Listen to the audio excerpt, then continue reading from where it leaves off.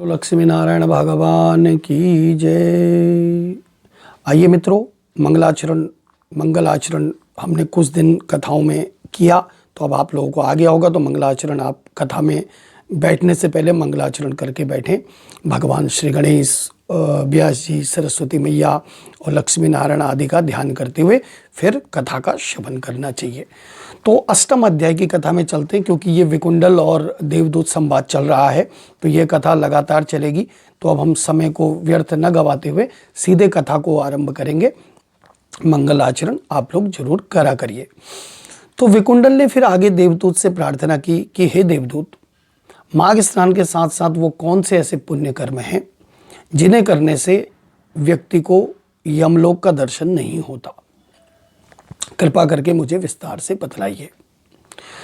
तब देवदूत कहने लगा कि हे वैश्यपुत्र, तुमने बड़ा अच्छा प्रश्न किया, ध्यान देकर सुनना चाहिए।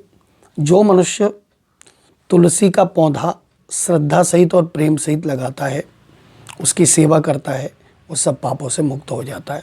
जो भक्त तुलसी दल और भक्ति भाव से भगवान को अर्पण करता है, भगवान का चरणोदक लेता है, तो वो भी सदा सर्वदा पाप से मुक्त हो जाता है। शास्त्रों का ऐसा कथन है कि नर्मदा का दर्शन, गंगा जी का स्नान और तुलसी का स्पर्श, ये तीनों ही कार्य महापुण्य फलदायी हैं।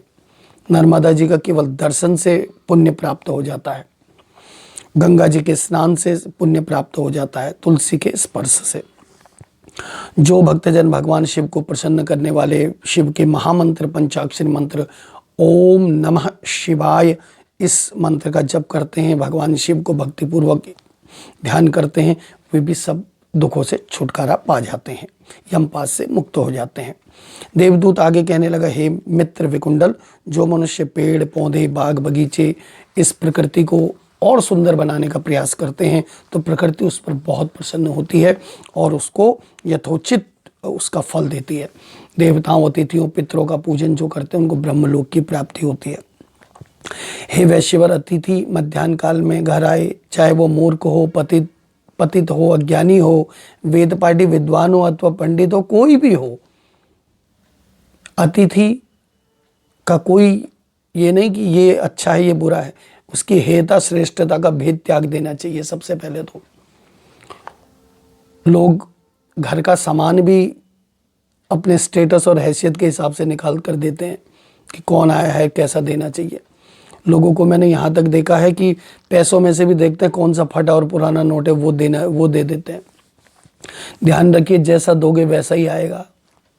जीवन में जैसा दोगे, चाहे वो वाणी से दो, चाहे धन रूप में दो, चाहे कुछ भी दो, कैसा भी, जो कुछ आप दोगे वही आपके पास वापस आएगा, और कितना गुना होकर वापस आएगा इसका कोई अंत नहीं है। तो श्रद्धा और भक्ति सहित अतिथि सेवा सत्कार करने वाले को यम दर्शन नहीं होता, नरक दर्शन नहीं होता। जो मनुष्य भूखों को भोजन कराता है, कोई भी भूखा उसे अवश्य भोजन कराए, कोई नियम नहीं है, जहाँ पर भूखा दिखे उसको भोजन कराइए। जो प्यासों को जल पिलाता है, दिन दुखियों को सेवा करता है।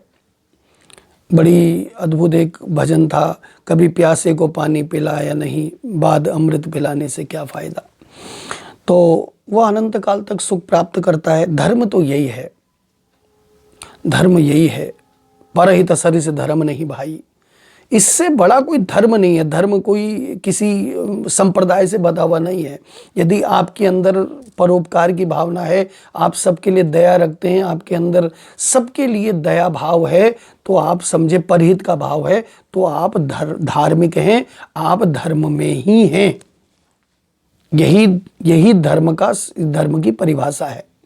धर्म के 4 अंग हैं, सत्य, दया, तप और दान। जो इन चारों में है वो धार्मिक है।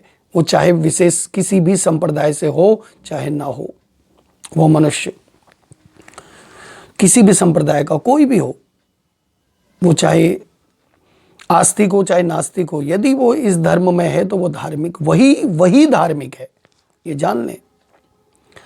तो अपरिचित कोई आ जाए, कोई भूख प्यास से व्याकुल हो, घर आए, मृदु वचनों से उसका स्वागत करके उसकी क्षुधा और तृषा शांत करनी चाहिए, उसको दीर्घ काल तक सुख मिलता है। गृहस्थ धर्म का विवेचन कर रहा है, देवदूत कर रहे हैं कि गृहस्थी का क्या धर्म है।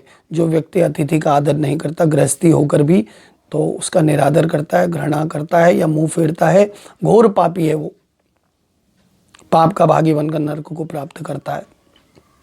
जिस गृहस्थ के द्वार से याचक निरादर होकर वापस जाते हैं, यदि आपके पास कुछ नहीं, यदि आप नहीं भी देना चाहते तो कटु वचन कभी ना बोलिए, ऐसी वाणी बोलिए मन का आपा खोए। तो उसे नमन करते हुए वापस भेज दें, लेकिन कठोर वचन का प्रयोग ना करें।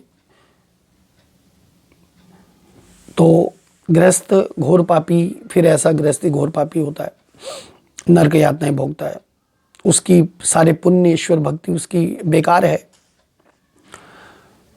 घर के बाहर मंदिर जा रहे हैं, मंदिर के बाहर अगर कोई भूखा है और वो अगर भूखा रह गया और भगवान को आपने 56 भोग लगा दिए, ऐसे 56 भोग लगाने का कोई फायदा नहीं है। वो भोग कभी भगवान स्वीकार कर ही नहीं सकता। आपने उसके अंदर बैठे राम को तो भूखा रख दिया, उसके अंदर बैठे परमात्मा को तो भूखा रख दिया।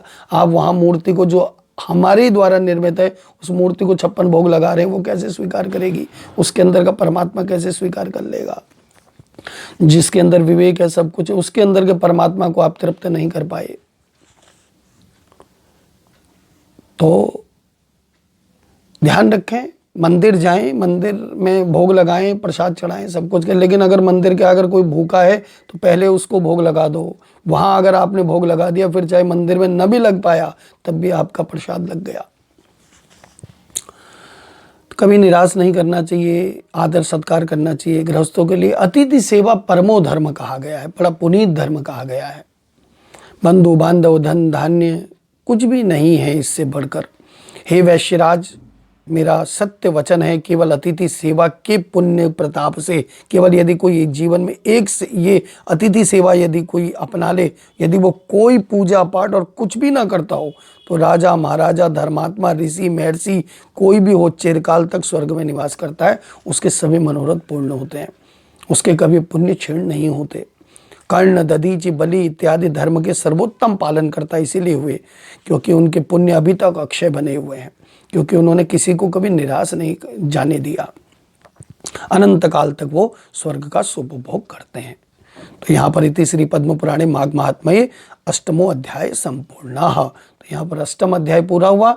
अभी विकुंडल और देवदूत का संवाद आगे चल रहा है, इसलिए अब नवम अध्याय की कथा को हम अगले प्रसंग में सुनाएंगे। सभी को जय श्री राम, जय श्री राधे।